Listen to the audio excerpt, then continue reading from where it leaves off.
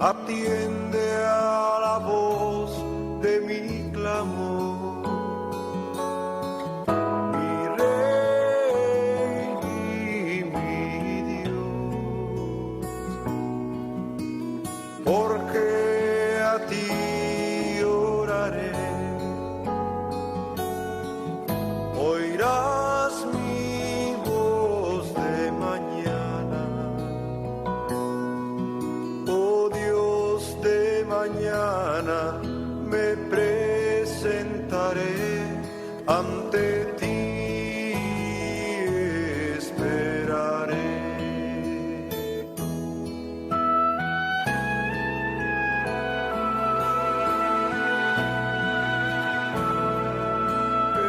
Escucha, Señor, mi oración,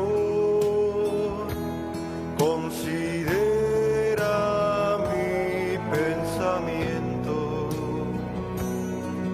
atiende a la voz de mi clamor, mi Rey y mi Dios, porque a ti oraré, oirás mi voz de mañana. Gloria a Dios, damos gracias al Señor por darnos la bendición de estar con cada uno de ustedes. Es un momento tan especial en el cual vamos a compartir un momento la palabra de Dios. En esta ocasión vamos a meditar un momento acerca de la misericordia de Dios. Es incomparable. Podemos decir que es única. Agradecidos primeramente con cada uno de ustedes por estar siempre en sintonía, ¿verdad? Estar pendientes, esperando siempre escuchar una palabra de parte del Señor. Quiero que juntos oremos a nuestro Dios. Aleluya, presentémonos delante de Él. Padre, en el nombre de Jesús te damos gracias. Gracias por tu amor, gracias por tu misericordia. Señor, en este momento yo clamo a ti, Señor, a favor de todas las personas que aman, que tienen hambre y sed de justicia y que esperan oír una palabra de parte tuya, Señor. Te pido en el nombre de Jesús que seas propicio a la necesidad de cada vida, Señor. Muchas gracias, Padre, por los méritos inagotables de Jesucristo. Gracias, Señor, muchas gracias. En el nombre poderoso de Cristo Jesús. Amén. Amén. Vamos a meditar un momento en el libro de Oseas. Es un libro bastante que al verlo como para aplicarlo en el sentido literal no es fácil. A Oseas Dios le dio palabra y le dijo que fuera, ¿verdad? Y eligiera una mujer. En el capítulo 1, versículo 2, el principio de la palabra de Jehová por medio de Oseas, dijo Jehová a Oseas: ve, tómate una mujer fornicaria e hijos de fornicación, porque la tierra fornica apartándose de Jehová. Fue pues y tomó a una, dice Gomer, hija de Diblaim, la cual concibió y dio a luz un hijo. Ya leímos un poquito características de Gomer. Esta señora era prostituta y Dios le dice a Oseas que vaya y la tome. y que la haga su esposa. Entonces tomar eso así es complicado, no es fácil, pero el mensaje que Dios quiere dejar claro a través del profeta Oseas es el amor de Dios para con su pueblo, la correspondencia del pueblo para con ese amor de parte de nuestro Dios.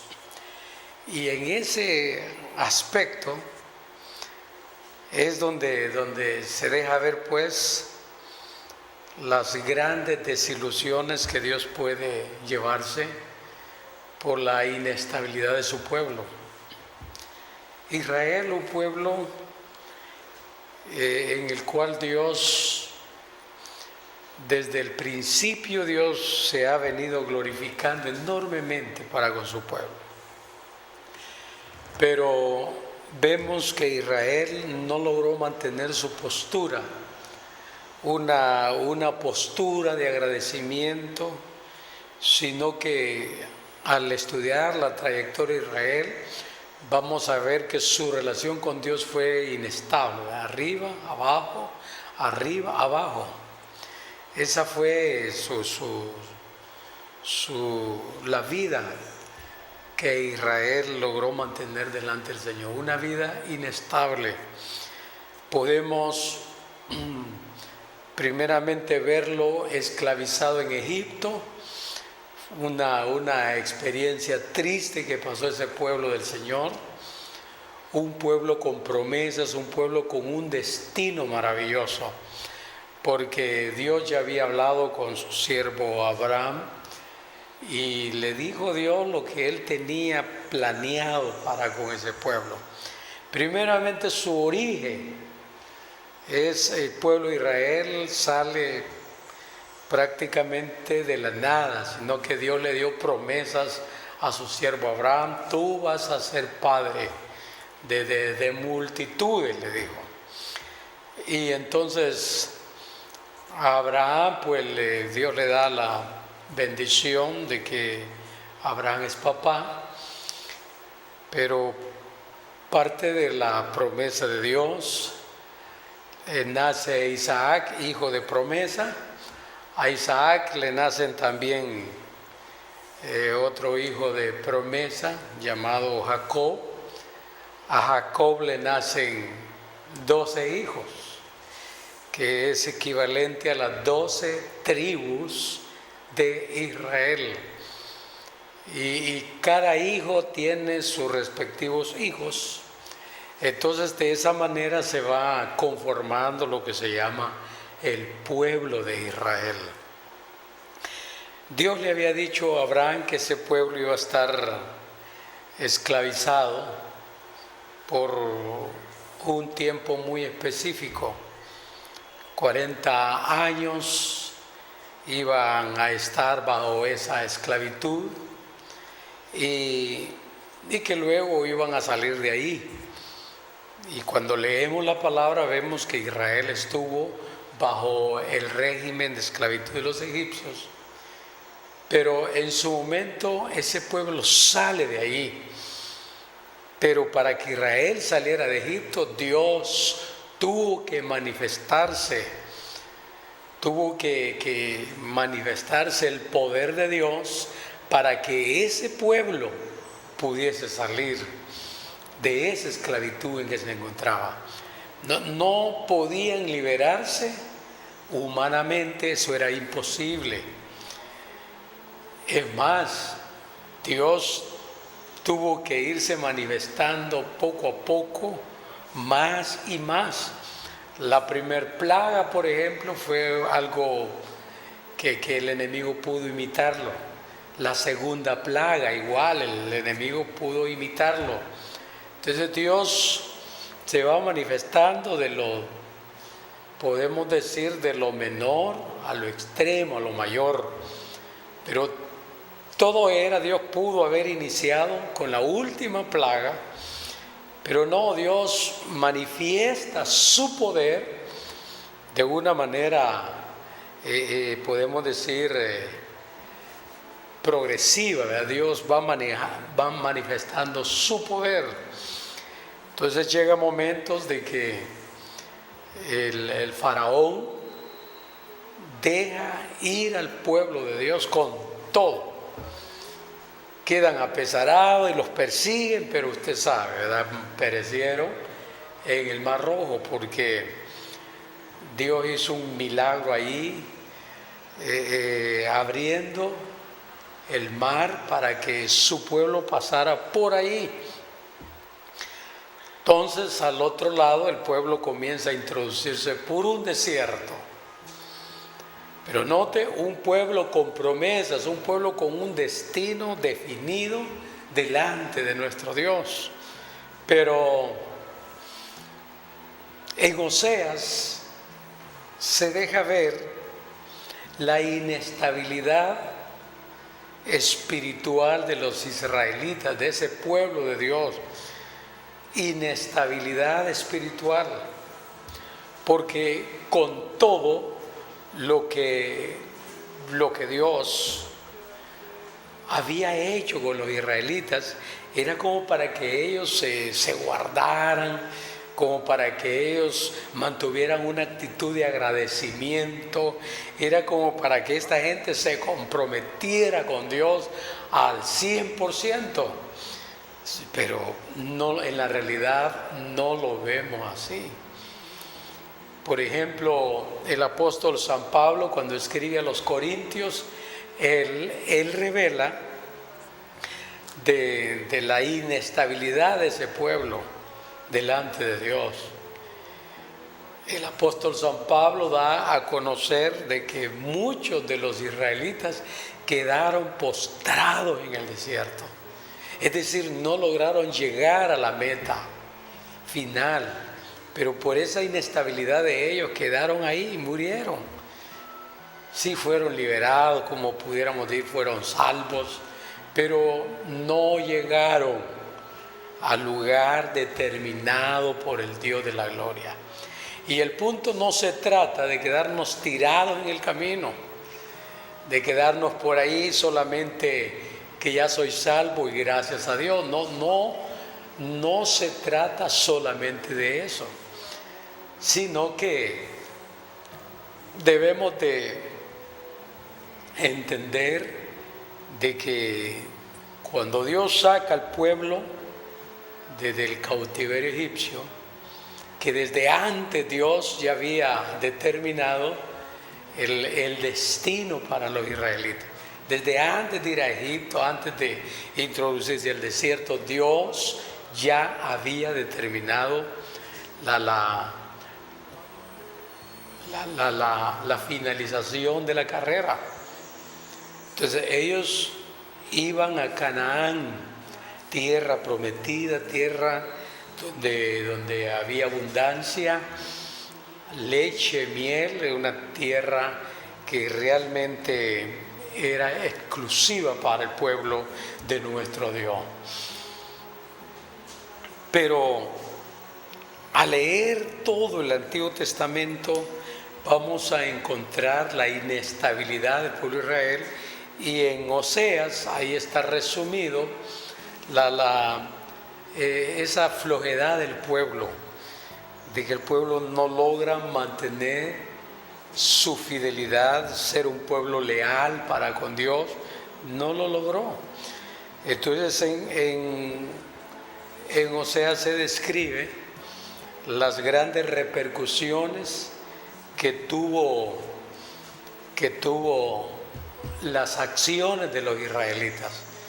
Tuvo serias repercusiones o consecuencias, pero el amor de Dios es un amor que se manifiesta de tal manera de que uno queda sorprendido al ver cómo el pueblo se comporta delante de Dios y ver que Dios, la actitud de Dios para con ese pueblo, la manifestación del poder de Dios para con los israelitas Es sorprendente cómo la fidelidad del Dios del cielo se mantiene a favor del pueblo de Israel. Pero en medio de todo eso, los israelitas a cada rato cambiaban a Dios. Oiga, a cada rato este pueblo cambiaba a Dios. Ellos no tenían problemas para adoptar a otro Dios. Ellos no tenían problema. Ahorita vamos a entrar en una pausa musical para luego entrar en lleno y ver ordenadamente las cosas en las que este pueblo cayó y cómo la misericordia de Dios se mantiene a favor de ellos. Mirando a Israel es como que nos miremos a nosotros mismos, porque qué diferencia hay en la inestabilidad de ellos con nosotros, qué diferencia hay en la manifestación del amor de Dios para con los israelitas en relación a la manifestación del amor de Dios para con nosotros. ¿Cuánta diferencia hay? Los resultados de una conducta desagradable de los israelitas como los resultados de nuestra mala conducta delante de Dios. Entonces, después de la pausa musical, continuamos desarrollando este tema, la misericordia de Dios. Cuando nos encontramos completamente sola, cuando nuestros amigos nos dejaron y no había nadie, Él nos dio amor. Cuando nadie nos quiso amar.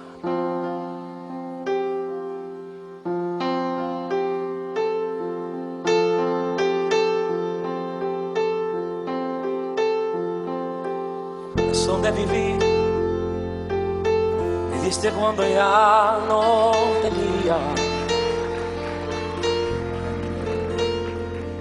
Me extendiste en tus brazos cuando el mundo me abandonó.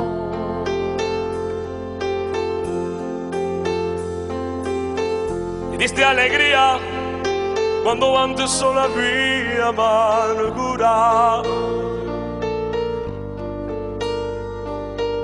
Me diste amor cuando nadie me quiso amar.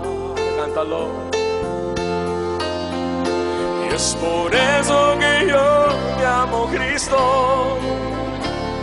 Es por eso que te amo, Señor. Tomaste en mi vida, en mi corazón, y una nueva criatura yo soy. Por eso, Señor, yo te canto, y por eso yo te alabaré. Me diste amor cuando nadie me quiso amar. Tornaste mi llanto y mi lamento en gozo.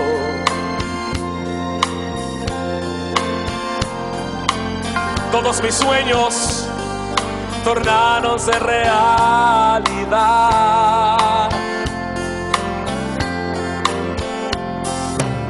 Tú me miraste con ojos de amor y ternura.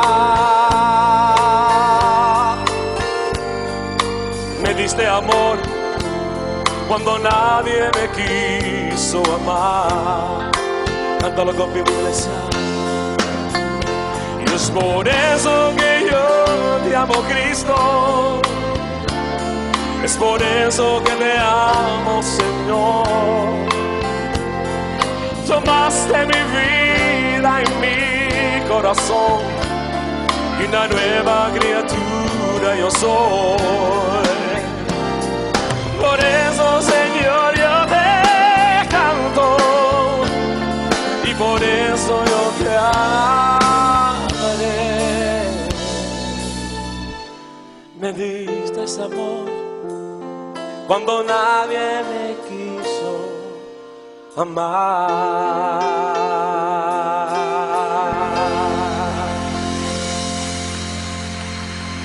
Grande es el amor de Dios.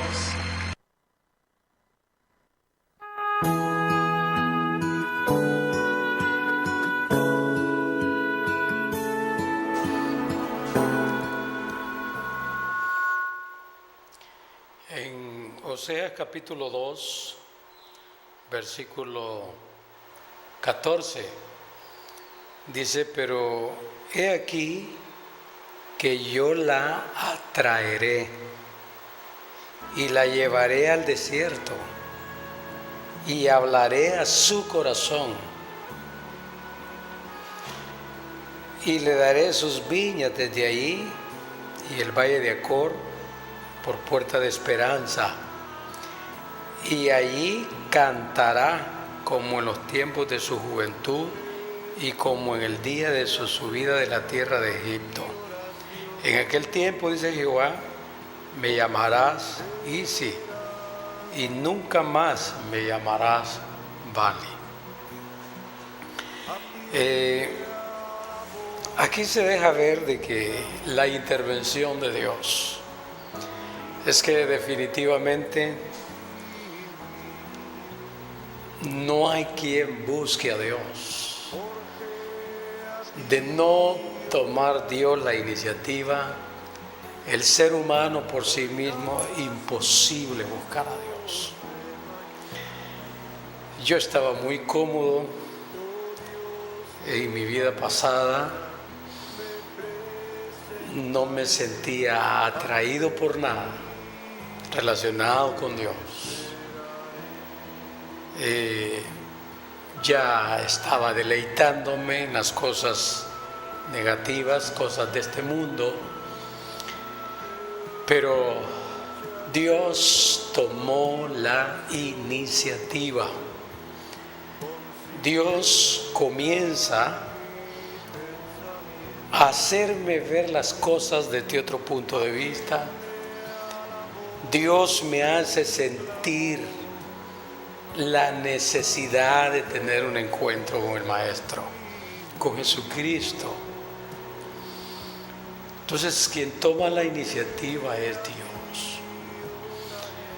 Adán, creado por Dios, ¿quién va a dudar de esa obra? Dios lo hizo del polvo, por eso entendemos con claridad. Porque ahí está el ejemplo, cómo hizo Dios al hombre. Y Dios le sopló aliento de vida. Pero con todo y eso, el hombre le falla a Dios.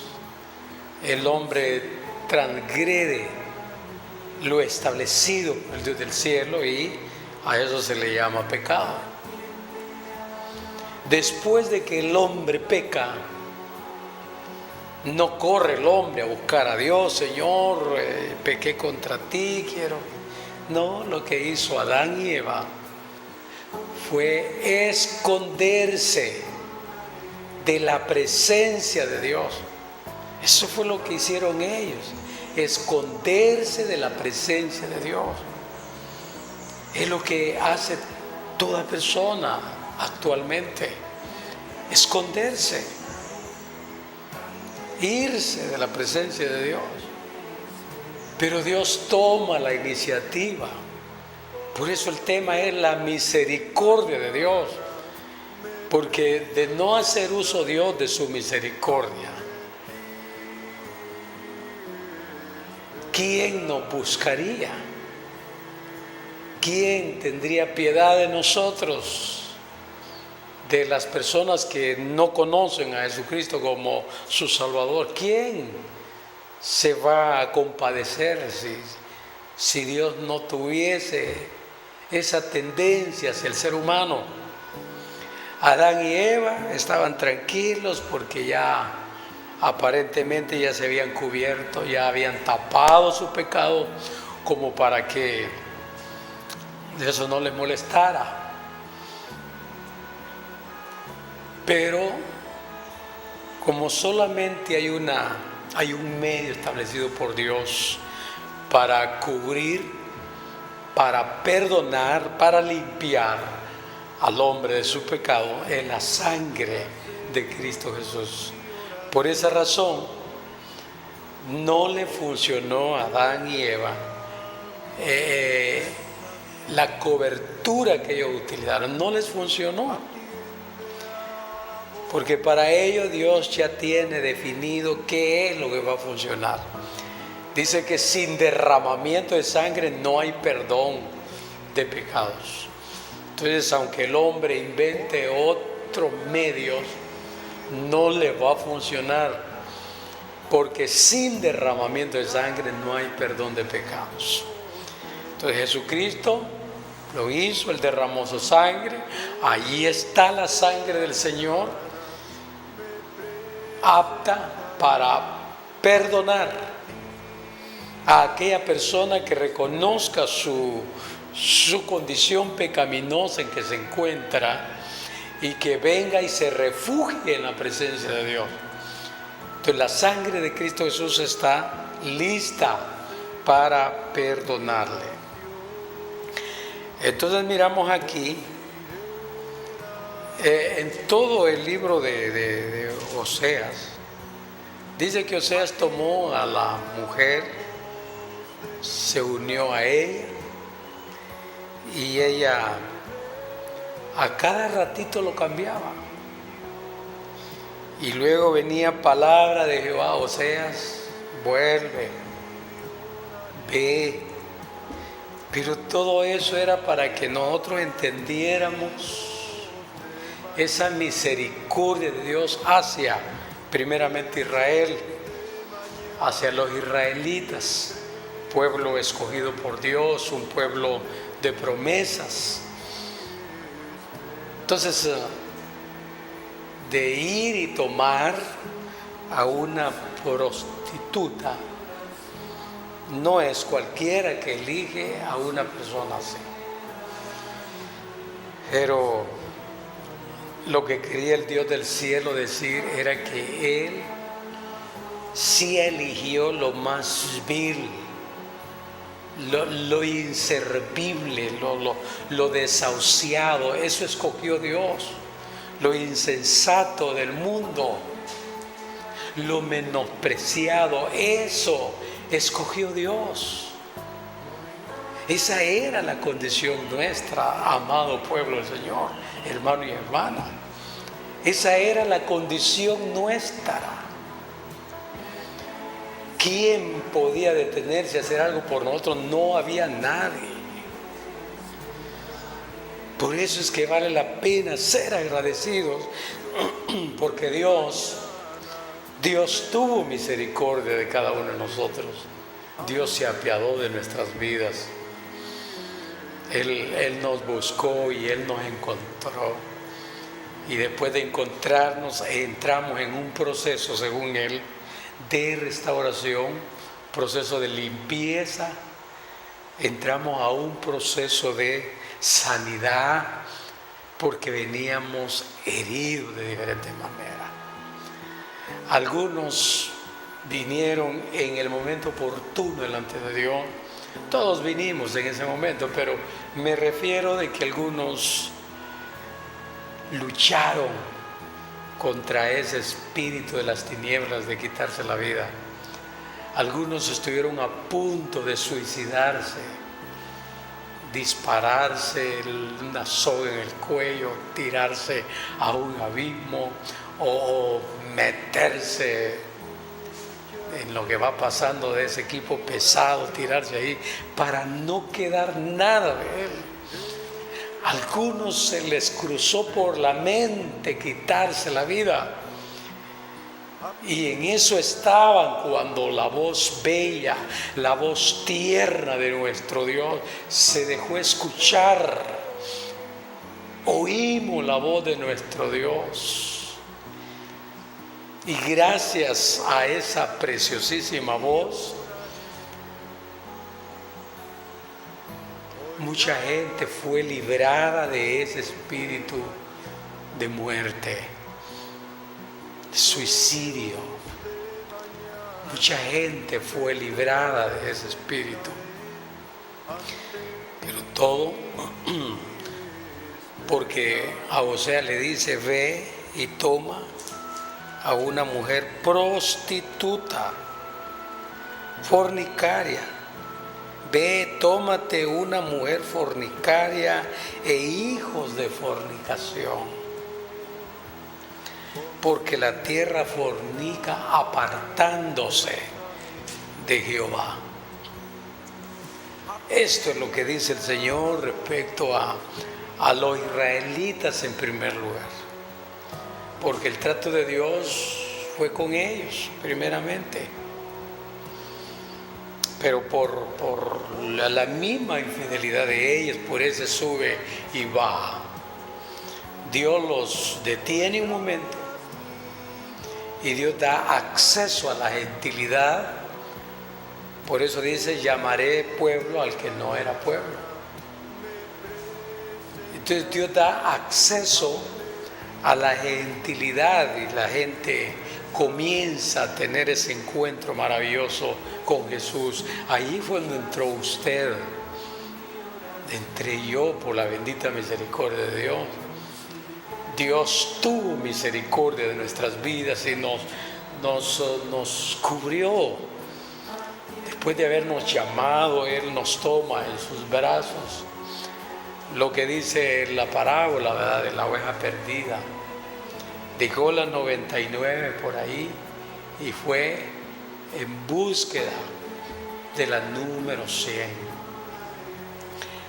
Y la encontró en una situación extrema, con frío, malherida, con daños tremendos. Así encontró el Señor ese animalito. Y esa parábola, a través de esa narración, el Señor está diciéndole a usted, diciéndome a mí, la condición en la que Él nos encontró. Y también nos deja ver la iniciativa, de dónde procede la iniciativa. Y que la iniciativa siempre la ha tenido Dios. Si Dios no hubiese tenido la iniciativa, la cosa hubiera sido difícil para nosotros, porque al apóstol San Pablo se le reveló que no hay quien busque a Dios, no hay ni siquiera uno. Eso es lo que Dios dice del ser humano: no hay quien busque a Dios, no hay ni siquiera uno. Entonces, como voluntariamente o humanamente imposible acercarse a Dios, buscar a Dios, entonces Dios tomó la iniciativa. Es lo mismo de la parábola de la oveja perdida, lo mismito. Dice: mirad que no menospreciéis a uno de estos pequeños, porque os digo que sus ángeles en los cielos ven siempre el rostro de mi Padre que está en los cielos. Porque el Hijo del Hombre ha venido para salvar lo que se había perdido. Es una parábola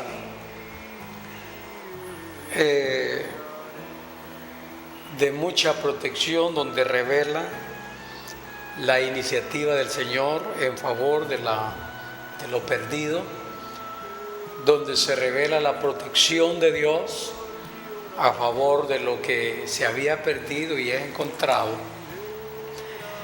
Y esto: mirad que no menospreciéis a uno de mis pequeños, porque el Señor tuvo enfrentamientos fuertes contra los fariseos, los escribas, porque era una gente muy legalista, era una gente que había que le dieron una interpretación a la ley que Dios le reveló a Moisés, y se quedaron ellos con la interpretación y dejaron la ley a un lado. Entonces se establecieron un sinnúmero de tradiciones, costumbres, y todo filigrés tenía que someterse a esas tradiciones que ellos mismos habían puesto. Era más tolerable para ellos que una gente quebrantara uno de los mandamientos de la ley, pero que no fueran a quebrantar una tradición, una costumbre, porque les caía, les llovía fuertemente. Entonces ellos observaban la labor que Jesucristo había venido a hacer y lo criticaban. Cuando el Señor se relacionaba con los pecadores, lo criticaban. Cuando comía con publicanos, lo criticaban. Porque eso era lo fuerte de esa gente, criticar al Señor. Eso era lo fuerte de ellos. Entonces, pero vemos de que en esta parábola el Señor inicia llamando la atención de los que estaban ahí solamente observando, criticando y juzgando. Porque el Hijo del Hombre ha venido a salvar lo que se había perdido. El verso 12, ¿qué os parece si un hombre tiene 100 ovejas y se descarría una de ellas, no deja las 99 y va por los montes a buscar la que se había descarriado? Oiga, deja las 99 y va por los montes a buscar la que se había descarriado. Y si acontece que la encuentra, de cierto digo que se regocija más por aquella que por las 99 que no le descarriaron. Así no es la voluntad de vuestro Padre que está en los cielos que se pierda uno de estos pequeños. No es la voluntad de vuestro Padre que está en los cielos que se pierda uno de estos pequeños. Pero a los fariseos, escribas, eso no valía nada. No le daban ellos la importancia de vida. Entonces aquí es donde nosotros tenemos que disponernos.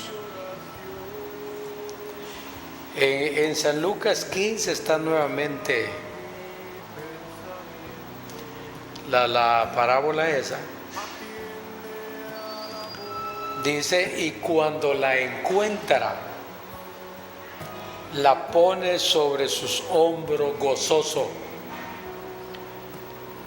Y al llegar a casa reúne a sus amigos y vecinos diciéndole, gozaos conmigo, porque he encontrado mi oveja que se había perdido.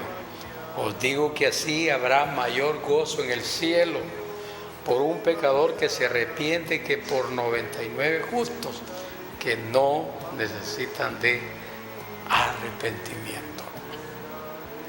Entonces, la pregunta es, ¿cómo lo encontró el Señor a usted? ¿Cómo lo encontró el Señor?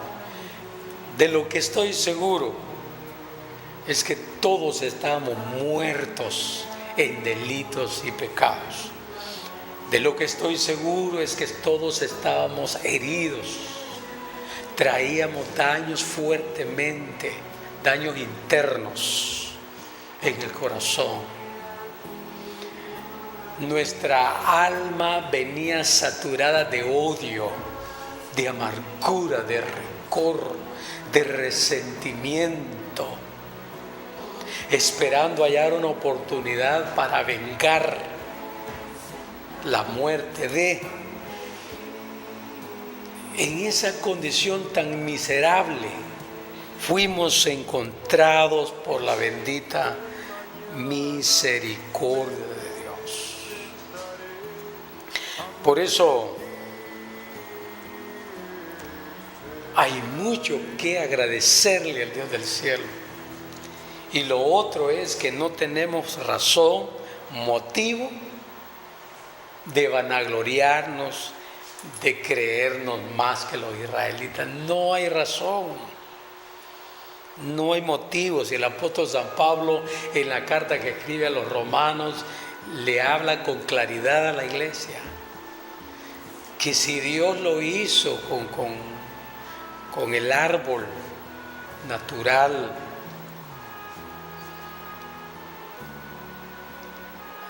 la legitimidad, si Dios lo hizo con ellos, con los israelitas, ¿quién no puede hacer con nosotros?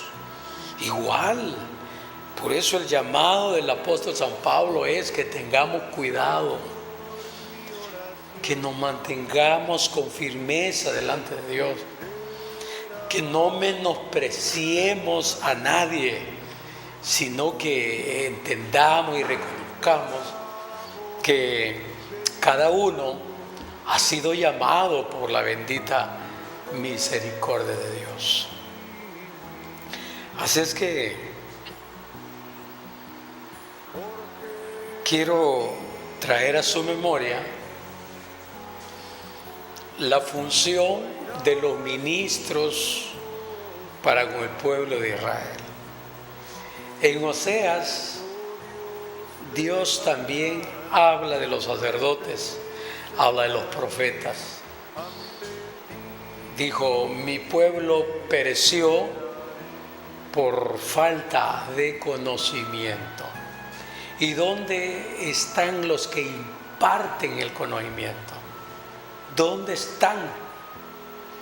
Y luego, ¿qué hacemos con el conocimiento que estamos adquiriendo de parte de Dios? ¿Qué hacemos con ese conocimiento? Pero fíjese que en Oseas se nos describe que tanto los ministros como el pueblo le habían dado la espalda al Dios del cielo. Que tanto los ministros como el pueblo se habían vuelto indiferentes delante de Dios. Ministros que se habían entregado más a sus propios deseos, se volvieron avarientos, se materializaron, dejaron el mandamiento de Dios y ellos se materializaron buscando su propio beneficio y descuidaron la responsabilidad encomendada por el Dios de la gloria. Lo descuidaron. Pero eso siempre trajo consecuencias enormes.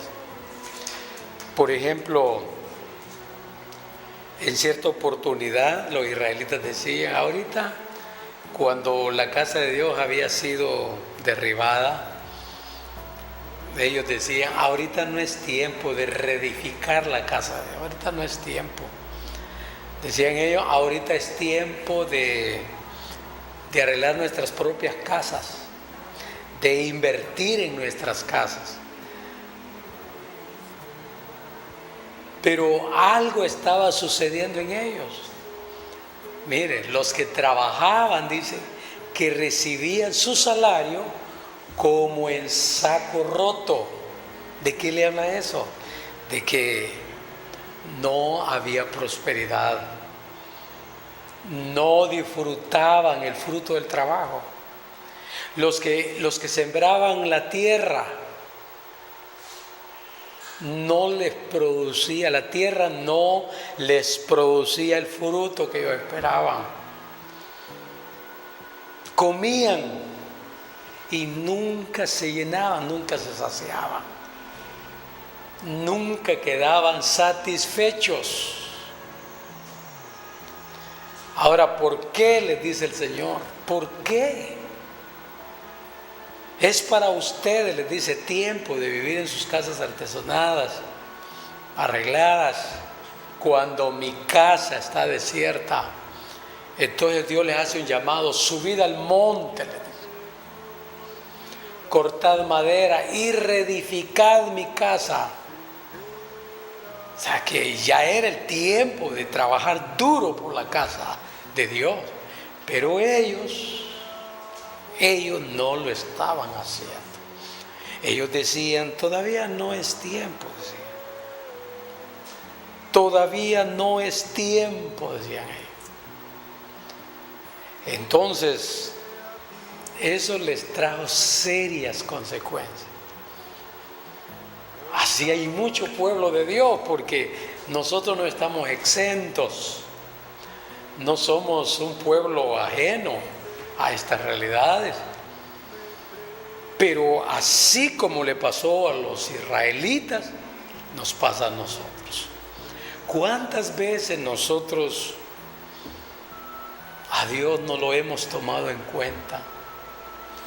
Ni siquiera tomamos en cuenta que Dios necesita de nuestros ingresos. Ni siquiera hemos nosotros tomado en cuenta eso. Entonces, ¿pero qué está pasando con nuestras finanzas? ¿Qué está pasando con los que tienen el ganado, los que tienen tierras cultivadas? ¿Qué está pasando? Si lo que sucede hoy no está tan lejos de lo que le pasaba al pueblo de Israel.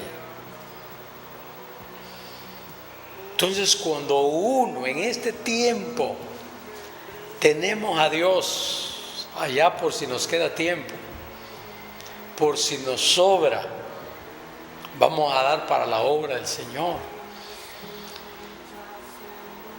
Con actitudes como esas, estamos nosotros dando lugar a que la escasez llegue a nuestras vidas. Es más, con actitudes como esas, damos lugar a que aún nuestros hijos sufran las consecuencias. Qué bonito cuando los papás entienden, padres que ya están centrados en la palabra del Señor, padres que han entendido que hoy sí se puede dejarles un buen legado a los hijos. Eso es muy bueno, porque hablando de Israel siempre dice: los padres se comieron las uvas y a los hijos les pegó la dentera. Entonces, lo que uno de padre, la infidelidad de uno para con Dios, trae repercusiones no solo en nuestra vida, sino también en nuestra familia. Ahí tenemos a Israel como ejemplo. Cuando ese pueblo se apartaba de Dios, porque uno de los pecados fuertes que ese pueblo cometió fue el adulterio espiritual, que teniendo el compromiso con el Dios de la gloria, siempre aparecían adorando a otros dioses. A veces ellos mismos los hacían y luego se entregaban en adoración a esos dioses. Entonces, note usted cómo la paga del pecado alcanza a nuestros queridísimos hijos. Por eso es maravilloso cuando uno como padre ha logrado comprender de que nuestras acciones no solamente nos afectan a nosotros, sino que también afecta la vida de los hijos. Por ejemplo, ¿qué legado está usted dejándole a su familia? ¿Le está dejando problemas? ¿Cuál es su conducta como hijo de Dios ante sus propios hijos, ante su propia familia? ¿Cuál es su conducta? ¿Lo ven sus hijos que usted ama la obra de Dios? ¿Lo ven sus hijos que usted ama a Dios? ¿Que usted está agradecido con Dios por la obra que ha hecho en su vida? ¿Lo ven sus hijos así? ¿Lo ve su familia a usted comprometido con el Dios de la gloria? ¿O lo ven viviendo un evangelio así por encimita, por las orillas? Porque si nuestra familia nos están mirando que estamos viviendo un evangelio, pero por las orillas, a manera de no comprometernos, si la familia está mirando que el evangelio que nosotros profesamos no es correcto, porque teóricamente puede ser correcto, pero si nuestras acciones no son acordes a lo que la palabra de Dios nos dice, eso es falso. La vida que estamos llevando es falsa, aunque el conocimiento sea real, bueno, verdadero, pero no le va a funcionar. Mire cuánta gente en el infierno con conocimiento de Dios. Entonces el conocimiento no lo va a liberar a ustedes. El conocimiento le va a servir si usted dispone en su corazón obedecerlo. Si obedecemos nosotros lo que Dios nos enseña día a día, entonces sí nos va a servir mucho el conocimiento. Pero una persona que se está llenando de conocimiento y no es evidente en su vida diaria, entonces aparte que se está engañando solo, está dejándole a la familia un evangelio confuso. Mi esposo, mi papá puede decir, qué bonito predica en el púlpito, pero su andar dice lo contrario. Por eso es que el Señor menciona en la palabra, dice, muchos me dirán en aquel día, Señor, en tu nombre hicimos esto. Señor, pero yo estuve contigo también. Señor, en tu nombre echamos fuera demonios, en tu nombre pusimos la mano de los enfermos, se sanaron. Y el Señor les va a decir, nunca los conocí. Entonces estamos dejando confusión en la familia. Todo el contenido del libro de Oseas nos habla de ese sub y baja del pueblo de Dios, los israelitas, revela la inestabilidad espiritual de ellos y que a cada rato fornicaban, a cada rato adulteraban en término espiritual, a cada ratito cambiaban a Dios. Es lo que hizo la mujer de Oseas. Estando con Oseas, se enamoraba de otro. Lo que Dios quería decir era que los israelitas estaban haciendo lo mismo con su creador, Jehová de los ejércitos. Estando comprometidos con el Dios del cielo, los israelitas aparecían enamorados de otro, un ídolo. Cambiaban a Dios por ídolos que a veces ellos los hacían de madera, de piedra, etc. A veces ellos los fabricaban. Entonces de esa manera no se avanza como Dios quiere que avancemos. Entonces en el libro de Oseas se deja ver esa inestabilidad espiritual de los israelitas. Se deja ver de que por tener esa inestabilidad, las consecuencias siempre vino a la vida de ellos. Pero que cuando los israelitas ya estaban rendidos y reconocían su pecado, le decían a Dios: Señor, reconozco que te hemos fallado, la misericordia de Dios se manifestaba. Dios los perdonaba, Dios los sacaba de la situación que se encontraban y los ponía ya en el camino para que anduviesen en los caminos de Dios.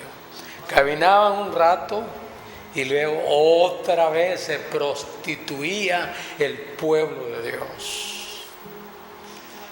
Y entonces estas acciones paternales traían serias repercusiones en sus hijos.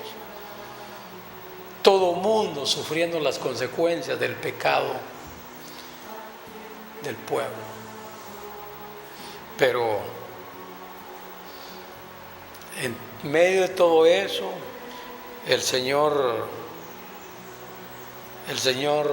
dice que la llevó al desierto, habló con ella en su corazón y otra vez caminando al pueblo. ¿Qué ha hecho Dios con usted? ¿Cuántas veces Dios le ha extendido la mano? Le ha dicho: levántate. Esforcémonos por agarrar paso en nuestra vida cristiana. Esforcémonos por serle fiel a Dios. Hay que dejar la infidelidad a un lado y seámosle fieles al Dios de la gloria. Pero la bondad de Jehová, la misericordia de Dios, es por ella que estamos en pie, porque son nuevas cada mañana. Que Dios nos ayude, que Dios nos haga entender estas verdades y que podamos nosotros mantenernos fieles del lado de Dios. Por mi parte ha sido una bendición poderle compartir a usted, hermanitos de San Salvador. Me enteré de que hay varios hermanos que allá en San Salvador están pendientes del programa. En Guatemala, que Dios les bendiga.